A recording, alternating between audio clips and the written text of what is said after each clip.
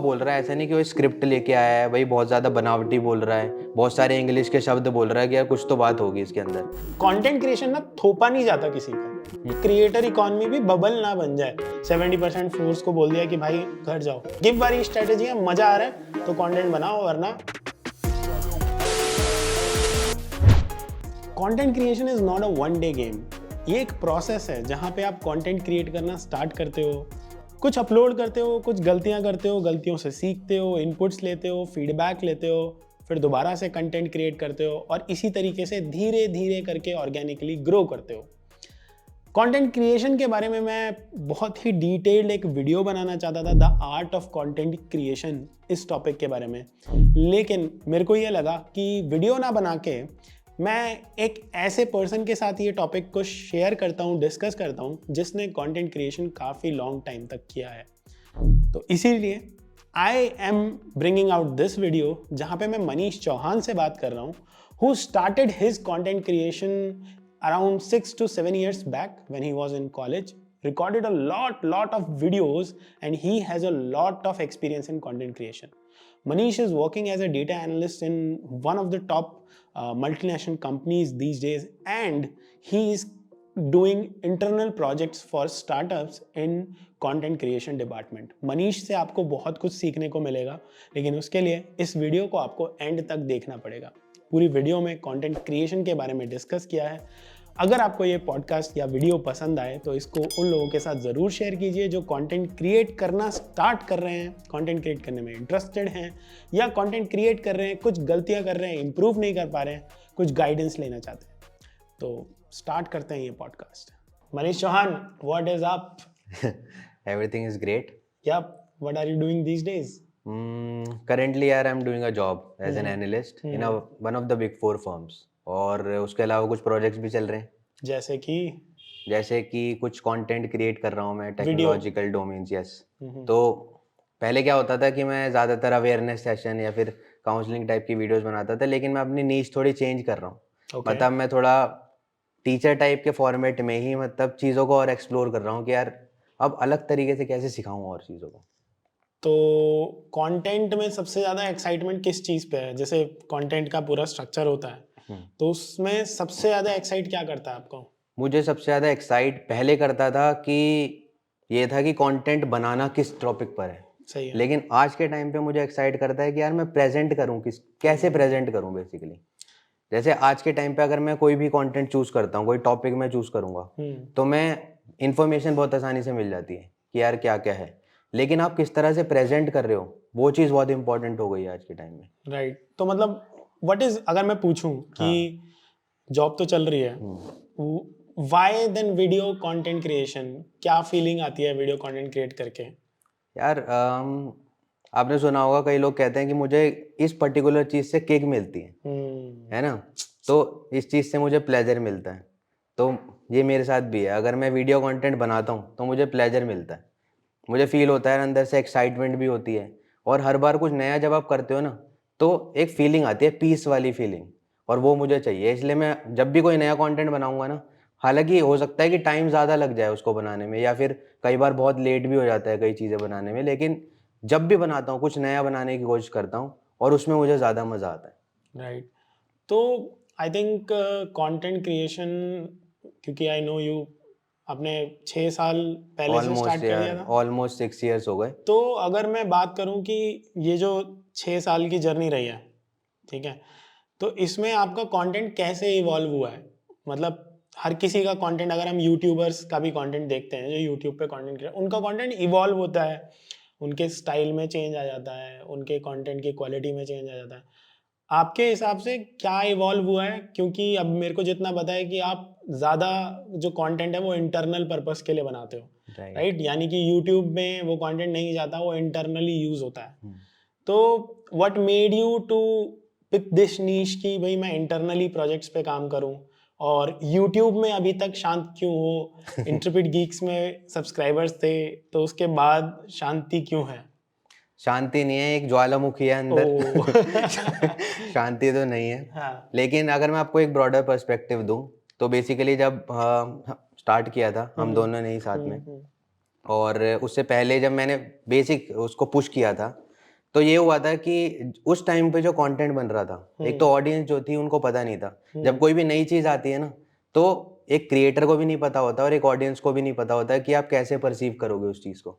जब मैंने बनाया कंटेंट तो मेरे को दिख रहे थे कुछ बच्चे जो 12th क्लास के थे या फिर कॉलेज के बच्चे थे, और मुझे इतना दिख रहा था कि सबसे ज़्यादा एक्साइटिंगली मैं इनको कैसे प्रेजेंट कर सकता हूँ, मैं इनको वो चीज़ प्रोवाइड कर सकता हूँ जो इनको कहीं नहीं मिल रही, और वो था सिर्फ पढ़ाना, दैट्स इट। जैसे मैंने शुरुआत में बोला कि प्रेजेंटेशन इंपॉर्टेंट नहीं थी, सिर्फ वो चीज़ थी बता देना जो उनको कहीं नहीं मिल रहा। तो जब मैं उनको सिंपल चीज़ें भी बताता था, और मैं कैमरा शाय था और मैं स्क्रीन रिकॉर्डिंग करके बनाता था, सिंपल स्क्रीन रिकॉर्डिंग की, वॉइस ओवर दिया, पढ़ा दिया, दैट्स इट। लेकिन वो चीज़ भी बच्चे बहुत ही एंथुसियास्टिकली देख रहे थे, उनको उसमें भी मज़ा आ रहा था क्योंकि वो चीज़ कहीं मिल नहीं रही थी उनको। लेकिन ओवर द टाइम अगर हम इवोल्यूशन की बात करें कंटेंट के, तो बहुत सारे लोगों ने स्टार्ट कर दिया ये करना। अब लोगों ने उसके अंदर और इवोल्यूशन लाए, जैसे मैं स्क्रीन रिकॉर्डिंग करके करता था तो मुझे कोई जानता नहीं था कि यार इस स्क्रीन के पीछे कौन है, और मेरा भी ये मोटिव रहता था कि यार क्या बताना किसी को, मैं शर्माता था कि मैं अपने चैनल के बारे में भी ना बताऊं। तो ये भी एक बहुत इंपॉर्टेंट पॉइंट है कि लोग जो होते हैं कई बार कंटेंट बनाते हैं लेकिन बताते नहीं है कि मैं हूँ उसके पीछे या मैं बना रहा हूँ, ना उसको प्रमोट करते। तो उनके कंटेंट बनाने का कुछ फायदा नहीं है अगर वो ऐसा कर रहे हैं तो। और ये मेरे साथ भी हो रहा था, मैं बना के बस छोड़ दे रहा था, तो कुछ लिमिटेड लोग थे जिनको हेल्प होती थी, वो देखते थे चले जाते थे, उनको फिर उससे कोई इन्वॉल्वमेंट इतना नहीं होता था। लेकिन जब लोगों ने, मैंने देखा औरों को कि वो इस चीज़ को भी कैसे बेहतर तरीके से कर रहे हैं, उन्होंने क्या करा, वो अपने स्मार्ट बोर्ड लेकर आए। उन्होंने वही चीज़ जो मैं स्क्रीन रिकॉर्डिंग पे कर रहा था वो स्मार्ट बोर्ड पे करने लगे। अब उनका फेस भी विजिबल था, उनके फेस की एक वैल्यू थी, तो कंटेंट क्रिएशन तो हो रहा था, लेकिन जो कंटेंट प्रेजेंट कर रहा है उसके लिए भी एक तरह से अटैचमेंट हो रही थी ऑडियंस की, उसकी पर्सनल ब्रांडिंग बढ़ रही थी। मतलब ये जो वर्ड्स हैं जैसे पर्सनल ब्रांडिंग, क्रिएटर इकोनॉमी, ये सारे वर्ड्स आई थिंक अभी इवॉल्व हुए हैं। ये वर्ड्स भी क्रिएशन के साथ ही इवॉल्व हुए हैं, राइट? इससे पहले तो बस यही था कि हर कोई बस एक प्रॉब्लम को सॉल्व करता था, उसको लगता था कि यार ये प्रॉब्लम सॉल्व करता हूँ अपने कंटेंट से और मुझे मजा आना चाहिए। लेकिन आज तो कंटेंट जो है वो फुल टाइम प्रोफेशन होता जा रहा है, लोग इसको फुल टाइम प्रोफेशन में परसीव कर रहे हैं। तो अकॉर्डिंग टू यू, अगर कोई अभी जस्ट कंटेंट क्रिएशन स्टार्ट करना चाहता है तो ऐसी कौन सी चीजें हैं जो उसे ध्यान में रखना चाहिए ताकि वो कंटेंट क्रिएशन को लॉन्ग लास्टिंग कर सके, कंसिडरिंग अभी कंपटीशन बढ़ गया है, कंसिडरिंग अभी हर किसी को बहुत सारे रिसोर्सेज पता है। तो व्हाट डू यू थिंक, क्या चीजें ध्यान में रखनी चाहिए व्हाइल स्टार्टिंग कंटेंट क्रिएशन? आज के टाइम पे 2023 इस साल में वो चीज़ें नहीं चल सकती जो हम 2016 में सोच के चल रहे थे। अब चीज़ें बहुत बदल चुकी हैं। राइट। तो मैं अगर अपनी पर्सनली अपना ओपिनियन दूं इस पर, तो ये होगा कि अगर आप कोई कंटेंट क्रिएट कर रहे हो तो आपको सबसे पहले पॉइंट्स मार्क करने पड़ेंगे। आपको उसको सेगमेंट करना पड़ेगा कि मैं जो भी चीज़ बना रहा हूँ उसको लिखना पड़ेगा। जैसे मान लो कि एक टॉपिक मैंने चूज किया, तो एक टॉपिक चूज करना भी one of the bullet points है कि मुझे पहले टॉपिक चूज करना है, देन उस टॉपिक पर मुझे रिसर्च करनी है, देन मुझे उसके ऊपर स्क्रिप्टिंग करनी है, फिर स्क्रिप्टिंग करने के बाद मुझे रिसोर्सेज इकट्ठे करने हैं कि मैं उसको अच्छे तरीके से प्रेजेंट कर सकूं। अब आप लोग बोलते हैं कि भाई तुम मोबाइल से भी बना के कर सकते हो, यार मोबाइल है ना तुम्हारे हाथ में, तुम कंटेंट बना सकते हो, और बना सकते हो आप डेफिनेटली। लेकिन मैं पर्सनली बताऊं तो मैंने कभी भी क्वालिटी से कॉम्प्रोमाइज नहीं किया। अगर मैं उस तरह से प्रेजेंट नहीं कर पा रहा जिस तरह से मैं करना चाहता हूं तो मैं उसको नहीं बनाता। लेकिन अगर कई लोगों के पास रिसोर्सेज कम है तो वो आजकल, मैं बताऊं कई लोग हैं, आप भी वन ऑफ द उनमें से आते हैं, तो मैं बताना चाहूँगा कि अगर लोगों के पास खुद के रिसोर्सेज नहीं है तो आप रिसोर्सेज रेंटल कर सकते हो, आप उनका यूज़ कर सकते हो और उन लोगों से जुड़ सकते हो जो आपको गाइड करें। राइट। उस टाइम पर ऐसा कोई भी नहीं था। अगर मुझे कोई गाइड करता, मुझे पता है कि पर्सनली मुझे कितनी मुश्किल हुई, मैंने बहुत सारे ऐसे यूट्यूबर्स थे जिनसे कनेक्ट करने की कोशिश की कि भाई यार बता दो, मुझे बताओ यार प्लीज, मैं भी बनाना चाहता हूँ कंटेंट, फेमस होना है। और मतलब यार जैसा आप बना रहे हो मुझे बहुत अच्छा लग रहा है, लेकिन कोई था ही नहीं बताने के लिए। अब जब आपको बताने के लिए कोई नहीं होता तो कितनी बड़ी प्रॉब्लम खड़ी हो जाती है ना। अब आप ढूंढ रहे हो लेकिन मिल नहीं रहा, आप कहते हो भाई गूगल पे जाके सर्च कर लो, लेकिन ये ऐसी चीज थी कि गूगल पे जाओगे तब भी आपको नहीं मिलेगा ये चीज। लेकिन आज के टाइम पर लोग हैं वो बता सकते हैं आपको, आप बताते हैं, आप लोगों को गाइड करते हैं। मैं अपने इंटरनल प्रोजेक्ट बोला, हमने काफ़ी इंटरनल प्रोजेक्ट्स किए हैं और उसमें जो मुझे चीज़ें सीखने को मिली हैं जो मैं पर्सनली नहीं कर पाया वो मैं यहाँ पर आगे कर सका। तो और भी लोग, मैं तो बहुत टाइम से बना रहा हूँ कंटेंट, लेकिन जो नायब हैं, जो लोग काफी टाइम से नहीं बना रहे हैं, उनको कितना हेल्प हो सकता है, मैं यही सोच रहा हूँ। और आई थिंक वो जैसे इंटरनल प्रोजेक्ट्स की बात करी, तो मैं थोड़ा सा समझाता हूँ कि इंटरनल प्रोजेक्ट्स मनीष कैसे बात कर रहे हैं। तो जब हम कंटेंट क्रिएट कर रहे हैं, वीडियो कंटेंट क्रिएट कर रहे हैं, तो यूट्यूब तो ये लगा लो कि वो आपका नेट सेशन चल रहा है, प्रैक्टिस चल रही है, वहां पे तो आप कुछ बना रहे हो, डाल रहे हो, बना रहे हो, डाल रहे हो। अब लोग उसको एड्रेस कर रहे हैं कि पहचान में आ रहा है, हाँ ये कंटेंट मेरे काम का है। लेकिन जब आप एजुकेशनल कंटेंट बना रहे हो, है ना, इंफरटेनमेंट वाला कंटेंट बना रहे हो, तो कई ऐसे स्टार्टअप्स हैं जिनको कंटेंट क्रिएटर्स की रिक्वायरमेंट होती है। अभी वो स्टार्टअप्स फुल टाइम उन कंटेंट क्रिएटर्स को हायर नहीं करते, क्योंकि सस्टेनेबल नहीं होता। क्योंकि अलग अलग टाइप का कंटेंट बनाना हो सकता है, मनीष की भी जरूरत है, मेरी भी जरूरत है, सामने प्रियंका बैठी है उसकी भी जरूरत है कंटेंट बनाने के लिए। तो हर किसी के साथ काम करना है, तो वो कैसे करते हैं कि एक फ्रीलांसिंग मोड पे करते हैं, प्रोजेक्ट बेसिस पे करते हैं। तो जो कंटेंट बना रहा है उसको ये भी सोचना चाहिए कि मेरे कंटेंट से मैं अर्निंग कहाँ कहाँ से कर सकता हूँ, मतलब मल्टीपल सोर्स ऑफ इनकम कैसे हो सकते हैं। तो एक तो हो गया आप इंटरनल प्रोजेक्ट्स कर रहे हो, है ना। दूसरा, आई थिंक कंटेंट से कम्युनिटी भी बनाई जा सकती है, और हम दोनों ने मिलके एक कम्युनिटी बनाई थी इंटरप्रेट गीक्स में, और बाद में हमने एक टीम भी बनाई थी जो कम्युनिटी को मैनेज कर रही थी, राइट। तो अकॉर्डिंग टू यू कम्युनिटी क्यों बनानी चाहिए कंटेंट क्रिएटर्स को, और उसका लॉन्ग टर्म बेनिफिट क्या है? यार मैं पूछूंगा कि कम्युनिटी क्यों नहीं बनानी चाहिए। राइट। अब जैसे आप देखो, एक सिंपल सा एग्जांपल देखते हैं। कई आपने देखा होगा कि कई यूट्यूब चैनल्स हैं, कुछ टाइम बाद उनका ज्वाइन का जो बटन है वो इनेबल हो जाता है ना। कई ऐसी वेबसाइट्स हैं जो कुछ सिखा रही हैं, लेकिन उसका सोर्स कोड वो तभी देती हैं जब आप उनका मेंबर बनो, उनके ज्वाइन करो उनके साथ। तो कभी भी जब हम कम्युनिटी बनाते हैं तो उसका एक मोटिव ये होता है कि हम कुछ एक्स्ट्रा दे सकें, जो भी हमारे कम्युनिटी मेंबर्स हैं उनको कुछ ऐसा प्रोवाइड कर सके जो हमारे कम्युनिटी मेंबर्स में ही होता है, इनक्लोज्ड हो गया एक तरीके से। तो अब कई लोग डिस्कॉर्ड सर्वर से करते हैं, कई जब हमने किया हमने अपनी एप्लीकेशन के थ्रू किया, हमने एक्सटर्नल प्लेटफॉर्म्स यूज़ नहीं किए। आज के टाइम पे तो व्हाट्सएप पे भी बहुत सारे मेंबर्स के हो सकते हैं, अटैच हो सकते हैं, लेकिन उस टाइम पर ऐसा नहीं था। तो हमने एक अलग ही वे में किया था, लेकिन उसका फ़ायदा ये हुआ कि विदाउट एनी हमने ये सोचे कि यार हमें क्या बेनिफिट होगा बिल्कुल भी नहीं सोचा। हमने उस टाइम पर थाउजेंड्स ऑफ स्टूडेंट्स को काउंसिल किया। और कितने वीडियोस बनाए हैं आज तक? थाउजेंड्स ऑफ वीडियोस भी बनाए, कईयों की तो हमने अनलिस्ट कर रखे हैं, गिनती ही नहीं है। मतलब इतने 100+ कोर्सेस बनाना कम्युनिटी में, और 8000 स्टूडेंट्स की कम्युनिटी थी। तो मतलब आगे बताओ कि कम्युनिटी से क्या बेनिफिट, मतलब कम्युनिटी तो समझ में आगे बनानी चाहिए, मतलब लॉन्ग टर्म बेनिफिट क्या होता है कम्युनिटी यार से? लॉन्ग टर्म बेनिफिट ये होता है कि जब आप कम्युनिटी से जुड़ रहे हो, जैसे इंटरव्यू की कम्युनिटी से जुड़े लोग, ठीक है, तो उन्हें एक टेंशन फ्री हो गए पहली बात तो। अब उन्हें पता लग गया कि भाई जैसे एडमिन होता है ना ग्रुप का, वैसे अभी मेरे मेंटोर हैं, मेरे को कोई भी प्रॉब्लम आएगी मैं इनके पास जाऊंगा, ठीक है, और मुझे 95% ये चांसेस हैं कि मुझे सॉल्यूशन मिलेगा ही मिलेगा, और अगर सॉल्यूशन नहीं मिलेगा तो ये मेरे को डायरेक्ट कर देंगे कि भाई यहाँ सॉल्यूशन है, आप यहाँ मिल लो। तो कम्युनिटी का लॉन्ग टर्म बेनिफिट ये है कि आप ऐसे मेंबर्स को जोड़ रहे हो जो कहीं ना कहीं कुछ ना कुछ सीख रहे हैं कॉन्स्टेंटली, और उसके अलावा जब वो खुद काम करने पर आएंगे, क्योंकि हमारे साथ ऐसे बच्चे भी थे जो पहले तो एज अ स्टूडेंट जुड़े थे, है ना, और फिर उसके बाद जब उन्होंने देखा कि काम कैसे हो रहा है, तो जब उन्होंने खुद अपना काम करना स्टार्ट किया तो उन्होंने कितना बेहतर काम किया। तो उसे देख के भाई आपको तो खुशी होगी, जब आप कम्युनिटी बनाते हो तो आपको तो खुशी होती है, लेकिन एक स्टूडेंट का जिसका बेनिफिट हुआ है उसको देख के उससे भी खुशी होगी और हमें भी खुशी होती है। यानी क्रिएटर के लिए तो एक तरीके से जैसे स्टार्टअप में बोलते हैं प्रोडक्ट मार्केट फिट। तो अगर आपकी कम्युनिटी बनती जा रही है, लोग आपको कम्युनिटी में जान रहे हैं, आपसे हेल्प ले रहे हैं, प्लस उस चीज़ के लिए कुछ ना कुछ पे भी कर रहे हैं, क्योंकि अल्टीमेटली आप तभी एक चीज़ को सस्टेनेबली ग्रो करते रहोगे जब तक आप उससे मॉनेटरी इंसेंटिव भी ले सको। क्लियर बात है। तो क्रिएटर का तो ये बेनिफिट है, अगर वो पे कर रहे हैं, लाइक उनके 1 लाख सब्सक्राइबर्स हैं यूट्यूब में, उससे उनको शायद रेवेन्यू कम जनरेट हो, लेकिन अगर उनके 100 पेइंग कस्टमर्स हैं और वो रेगुलरली पे कर रहे हैं उनको, तो क्या होगा कि वहां से उनकी सस्टेनेबिलिटी भी बढ़ जाएगी एक क्रिएटर की। तो आई थिंक आज के टाइम पे क्रिएटर्स को ज्यादा ये भी सोचना चाहिए कि मेरी सस्टेनेबिलिटी कैसे बढ़ सकती है, राइट। क्योंकि जैसे आप हो, आप अपनी जॉब भी कर रहे हो और साथ में इंटरनल प्रोजेक्ट्स भी कर रहे हो, तो उससे सस्टेनेबिलिटी बन रही है, मतलब कंटेंट क्रिएट करने में मजा भी आ रहा है और कंटेंट से पैसे भी आ रहे हैं, दोनों चीजें।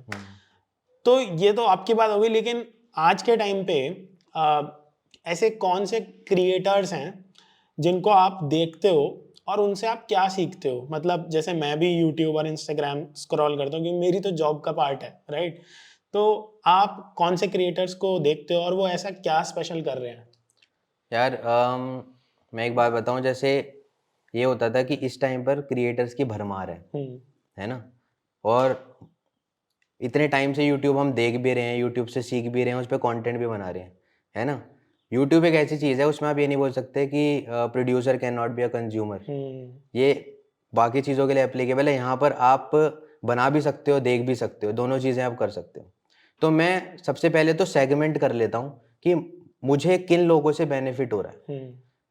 जब मैं देख लेता हूँ कि किन लोगों से बेनिफिट हो रहा है, तो मैं अपनी फिर उनको टेक्नोलॉजिकल कैटेगरी में डालता हूँ कि भाई इससे मुझे ये सीखने को मिल रहा है, इन लोगों से मेरे को पर्टिकुलर ये सीखने को मिल रहा है। कई बार मैं सिर्फ कुछ सेकंड्स की क्लिप देखता हूँ, उनकी पूरी वीडियोज भी नहीं देखता, कुछ सेकंड की क्लिप ही मेरे काम में आ जाती है।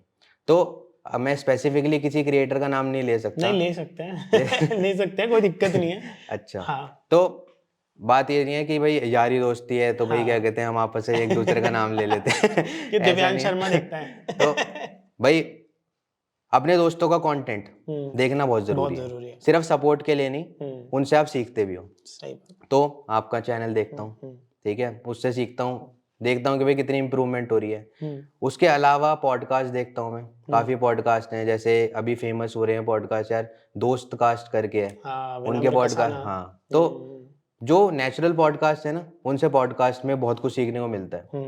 उसके अलावा कहीं अगर फाइनेंशियल एडवाइस की बात हो तो अंकुर वारिकू को देख लेते हैं, है ना, और मोटिवेशन की बात हो तो संदीप महेश्वरी जी को देख लेते हैं। और ऐसा नहीं कि भाई यार आज बैठ के पर्टिकुलरली भाई इनको देखेंगे, ऐसा कोई टाइम फ्रेम नहीं होता। आपको सिर्फ ये होता है कि आप जिस तरह का फील कर रहे हो, आपको रिक्वायरमेंट क्या है, उस रिक्वायरमेंट के हिसाब से आप उनका चैनल देखते हो।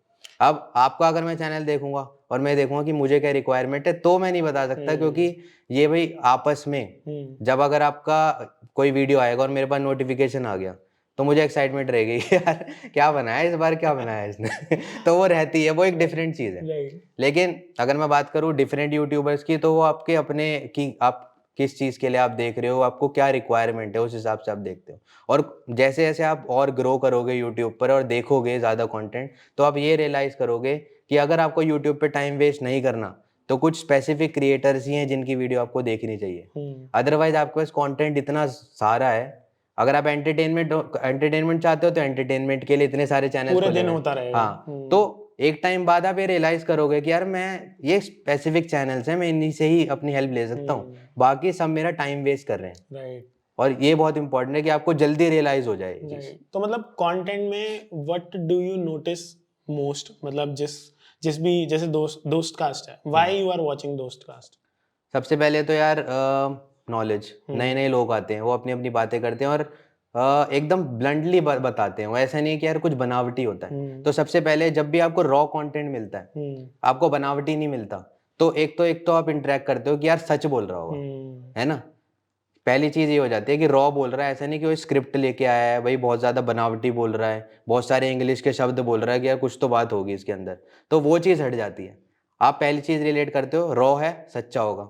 दूसरी बात, जब वो बात करते हैं और अपने एक्सपीरियंस से शेयर करते हैं, तो उनसे आपको क्या कहते हैं काफी कुछ सीखने को मिलता है। तो ज्यादातर जो कंटेंट क्रिएटर्स हैं, इस तरह के कंटेंट क्रिएटर जिनमें आप वो अपना एक्सपीरियंस शेयर कर रहे हैं, उनसे हम ज्यादा सीखने को मिलता है हमें, क्योंकि हमें कहीं ना कहीं अगर हमारे साथ भी ऐसा हुआ है या ऐसा होने की पॉसिबिलिटी है, तो हम पहले अपने आप को सचेत कर लेते हैं। तो ये बहुत ज़रूरी होता है दूसरी चीज़। बाकी उसके अलावा प्रेजेंटेशन, वो तो भाई बहुत ज़्यादा एक्साइट करती है आपको कि यार किस तरीके से वो प्रेजेंट कर रहे हैं अपने आप को। और जब मैं खुद एक कंटेंट क्रिएटर हूँ तो मैं ये चीज़ सीखता हूँ कि यार एडिटिंग कैसे करी होगी इस बंदे ने कैसे बुलाया होगा, स्क्रिप्टिंग के स्टूडियो सेटअप कैसे किया होगा, क्या वो कौन से कैमरे यूज़ कर रखे हैं कौन से माइक्रोफोन यूज़ कर रखे हैं सबसे ज्यादा प्रॉब्लम, मतलब वो अनसॉल्व्ड प्रॉब्लम ही रहती है, माइक। सब मतलब बिल्कुल ये यूज करना है, वो यूज करना है। आई थिंक हमारी जो सबसे पहले वीडियो थी 6-7 साल पहले ही ऐसे ही बैठे हुए थे हम, एक बीन बैग्स में दोनों बैठे हुए वो थे। दिखा देंगे, हम दिखा देंगे, हंसेंगे लोग हंसेंगे यार उस पे। सबसे फनी वीडियो थी, लेकिन इक्विपमेंट्स की भी अपनी एक अपग्रेडेशन होती है। जैसे अभी इसी पॉडकास्ट को हम सेटअप कर रहे थे, तो प्रियंका, मैं और मनीष, हम तीनों सेटअप कर रहे थे यहाँ पे। तो क्योंकि मनीष को हम जानते हैं, तो मनीष को भी नॉलेज है, तो मनीष से गाइडेंस भी ले ली, हाँ भाई ऐसे सेट कर लेते हैं, ऐसे बढ़िया लग रहा है। तो अभी मैं मनीष से डिस्कस कर रहा था कि यार मेरे को ना कैमरा अपग्रेड करना है। कैमरा क्यों अपग्रेड करना है? क्योंकि ये वाला जो कैमरा है ना, इसमें हेडफोन आउट नहीं है। अभी हेडफोन आउट नहीं है, हम दोनों ने माइक लगाए हुए हैं और मैं प्रोडक्शन का बंदा हूँ। अब हम दोनों ने माइक लगाए हैं, लेकिन अगर कुछ भी वहां पे मान लो ये क्लोथ से टच हो रहा हो तो भाई खराब हो गया। तो मैं मनीष से कह रहा था मुझे कैनन आरपी लेना है। ऐसे एक बार क्या हुआ कि मतलब हम एक बार नहीं, मतलब बहुत ही ज्यादा बार हुआ ये, बट एक बार क्या हुआ, दुबई गए मैं कंटेंट रिकॉर्ड करने के लिए। अब भाई मेरी तो जिंदगी की फर्स्ट इंटरनेशनल ट्रिप और इतनी बड़ी रिस्पॉन्सिबिलिटी, मतलब खुशी से ज्यादा तो मेरी लगी हुई थी कि भाई चेहरे पर अगर आप ब्लॉग देखोगे मैं बता दूंगा कोई कहेगा ये बंदा दुबई गया, एक्साइटमेंट कहाँ है, खुशी कहाँ है। क्योंकि खुशी से ज्यादा मेरी लगी पड़ी थी। मतलब भाई 3 कैमरे मैनेज करने हैं, उसके बाद उनकी बैटरी चार्ज करते रहो, उनका डेटा शिफ्ट करो, फिर प्रोडक्शन में देखना है कुछ गड़बड़ ना हो। और सबसे ज्यादा चैलेंज ऑडियो। मतलब अगर हम वीडियो रिकॉर्ड कर रहे हैं ना, मतलब वीडियो कंटेंट में ऑडियो की इंपॉर्टेंस जो है ना वीडियो से भी ज्यादा है मेरे अकॉर्डिंग। वीडियो में क्या है, थोड़ा बहुत एडिटिंग से उसको कॉन्ट्रास्टिंग वगैरह ये सब करके चेंज कर दिया कलर। ऑडियो खराब है ना, तो आपको इतनी गालियां पड़ेंगी ना सामने वाले बंदे से जिसकी हिसाब नहीं है। अब वहां पे क्या है, मेरे पास हेडफोन आउट था नहीं, तो मैं बस ऐसे राम राम राम राम राम राम कर रहा था। और एक बार तो ऐसा भी हुआ था कि वो कंटेंट में रिकॉर्ड किया है और 2 कंटेंट पीस छोटे छोटे खराब हो गए, जबकि माइक रॉड यूज किया है, कैमरा सही यूज किया है। लेकिन वही है कि अपग्रेड रहते रहना चाहिए। तो मतलब कंटेंट क्रिएटर की लाइफ का ना ये भी एक बहुत इंटरेस्टिंग पार्ट होता है। मनीष का भी यही है कि ये भी हमेशा अपग्रेड करते रहता है अपने कंटेंट को। पहले मनीष ने ही रॉड का माइक लिया था ये वाला, फिर मैंने मनीष का टेस्ट किया, फिर मैंने प्रियंका को बोला कि ये वाला माइक ले लेते हैं। तो ये तो रहता ही है कंटेंट क्रिएशन में, जो कि बहुत जरूरी है। मतलब आज अगर आप अपने आप को अपग्रेड नहीं करोगे तो ऑडियंस भी देखती है यार फेमस क्या, मतलब ये कंटेंट बनाता जा रहा है, ये अपग्रेड नहीं कर रहा है, तो वो छोड़ देते हैं, राइट। तो ये तो हमारी बात हो गई। बट एक और इंटरेस्टिंग टॉपिक जो मैं टच करना चाहता हूँ वो ये, क्योंकि आपका भी बहुत एक्सपीरियंस है thousands of videos content record करने का। स्टोरी टेलिंग एक टॉपिक है जिसको मैं टच करना चाहता हूँ कि मतलब आज से थोड़े ही टाइम पहले ना वीडियोस को बस मोनोटोनसली बनाया जाता था और लोग देख लेते थे। फिर जैसे फिजिक्स वाला का एग्जांपल लें कि उन्होंने अपने पढ़ाने में फन ऐड कर दिया, उससे कुछ लोगों को तो लगा क्या कर रहा है, नाटक कर रहा है, लेकिन कुछ बच्चे उससे लिंक्ड हो गए। अभी मैं रिसेंटली ना एक ऐसी यूट्यूबर होगा कोई नॉर्मली, उसने फिजिक्स वाले की कोचिंग के बाहर ना बच्चों से पूछा कि भाई आपको क्या लगता है आपके टीचर ऐसे फनी वीडियोस बनाते हैं? मेरे को लग रहा है कि वो नेगेटिव रिव्यू एक्सपेक्ट कर रहा था। अच्छा। लेकिन बच्चों ने कहा कि भाई आज का जमाना है और मतलब कंटेंट से लिंक्ड कैसे होंगे, तो वो तो कर रहे हैं, बहुत अच्छी बात है। तो मतलब आज स्टोरी टेलिंग जो होती है ना कंटेंट में, और ये जो इंटरेस्ट होता है इसकी बहुत इंपॉर्टेंस है। तो व्हाट डू यू थिंक कि एक कंटेंट क्रिएटर को कैसे अपने कंटेंट को पैक करना चाहिए, स्टोरी टेलिंग में उसको कैसे कन्वर्ट कर देना चाहिए? तो इसका एग्जांपल लेके समझते हैं। जैसे आज हमें वीडियो बनानी है मान लो चैट जीपीटी पे, ठीक है। तो व्हाट डू यू थिंक कि चैट जीपीटी पे इंटरेस्टिंग वीडियो के में क्या क्या एलिमेंट्स होने चाहिए? यार सबसे पहले सीक्वेंस बनाना है हमें। अगर आप स्टोरी टेलिंग कर रहे हो तो हम सभी मूवीज देखते हैं, हम आदी हैं मूवीज देखने के, और हमें पता है कि जब भी कोई मूवी देखते हैं तो जब उसकी स्टोरी बिल्ड अप होती है तो धीरे धीरे कैरेक्टर्स का इंट्रोडक्शन होता है। एक एक कैरेक्टर का इंट्रोडक्शन होगा, फिर उस कैरेक्टर के बैकग्राउंड के बारे में जाएंगे कि भाई ये कैरेक्टर इस सिचुएशन में फंसा कैसे, ठीक है। फिर हम देखेंगे कि वो क्या ढूंढ रहा है और इवेंचुअली कुछ सस्पेंस खुलेगा। ज्यादातर स्टोरीज में यही होता है। तो अगर आप एक छोटी सी वीडियो जी क्यों नहीं बना रहे हो, चाहे आप 3 मिनट की वीडियो बना रहे हो, तो उस 3 मिनट में भी आप अपनी बात कैसे कह सकते हो इंटरेस्टिंगली, सबसे पहले तो ये समझना। और उसके लिए आपको सीक्वेंसिंग करनी पड़ेगी। सीक्वेंसिंग पहले, अगर आप चैट जीपीटी के बारे में बात कर रहे हैं तो हमने देखा है कि चैट जीपीटी बहुत फेमस हो रहा है। पहली बात तो यूं नहीं कि किसी का कंटेंट बना के कॉपी कर दिया। सबसे पहले ऐसा नहीं करना आपको। आप सबसे पहले चैट जीपीटी के बारे में रिसर्च करेंगे अगर आपको नहीं पता तो। चाहे आपको 15 से 20 वीडियोस देखनी पड़े, देखो, कॉपी नहीं करनी, देखो और समझो कि भाई वो चीज़ है क्या। फिर अब बात जब मैंने सीक्वेंस की करी है, सबसे पहले क्वेश्चन आएगा कि भाई चैट जीपीटी है क्या, चैट जीपीटी आया कहाँ से, है ना। आज चैट जीपीटी से हम क्या कर सकते हैं। जब आपने ये बताया क्या कर सकते हैं, इतने पे बंदे को पता लगा कि भाई हाँ ये सब चीज़ें हो सकती है। लेकिन उसके अलावा अगर आप कुछ करके दिखा दो कि भाई मैंने चैट जीपीटी से ये देखो मैंने क्या कर दिया। जब आप अपने चैट जीपीटी की वीडियो बनाई है ना, और आपने बताया कि भाई मैंने चैट जीपीटी से ये चीज़ें करी हैं और पर्सनली यूज़ करी हैं, तो जब आपने बताओगे कि भाई मैंने जो चीज़ यूज़ करी है वो ये है, ये लो प्रेजेंटेशन, तब आपकी स्टोरी कंप्लीट होगी। Right right. क्योंकि आपने सिर्फ इंट्रोडक्शन नहीं दिया, आपने इम्प्लीमेंटेशन भी दिया उसका। और ये जब आप एक अच्छे तरीके से प्रेजेंट करोगे, उसको अच्छे तरीके से एडिट करोगे, बाकी सब चीज़ें बढ़िया होंगी। क्योंकि ये जो सारी चीज़ें हैं ना, एडिटिंग, साउंड जिसकी हम बात कर रहे थे, साउंड बहुत इंपॉर्टेंट चीज़ है, ये एक दूसरे को कंप्लीट करते हैं। अगर हम कोई वीडियो बना रहे हैं ना, तो हर एक एलिमेंट, हर एक कैरेक्टर, चाहे हम भी हों, तो हम ये एक वीडियो को कंप्लीट कर रहे हैं। और यही अगर मैं चैट जीपीटी की बात करूं, तो अगर हम इस तरीके से करेंगे स्टेप बाय स्टेप, वो लास्ट में इंप्लीमेंट करके दिखा देंगे, तो लोग रिलेट करेंगे और उसके अलावा खुश भी होंगे कि यार ये इस बंदे ने ये करके दिखाया है, सिर्फ बातें ही नहीं बनाई कि भाई ये हो सकता है, वो हो सकता है। तो वो बहुत ज़्यादा इंटरेस्टिंग होगा। राइट। और मतलब यही है कि अगर स्टोरी टेलिंग नहीं करी हमने, नॉर्मली वीडियो बना दिया, तो होके नहीं करेगा बंदा।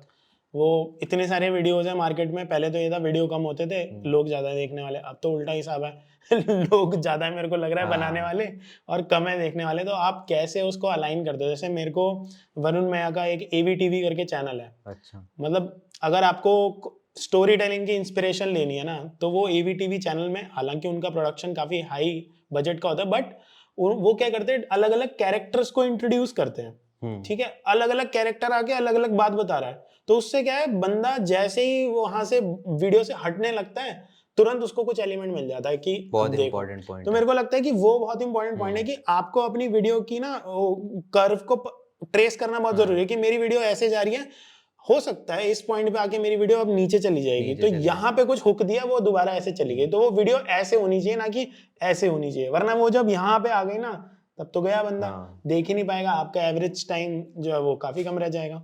तो ये काफी इंपॉर्टेंट है यार। ये एवरेज वॉच टाइम जब दिया है यूट्यूब ने, तो कुछ सोच समझ के दिया।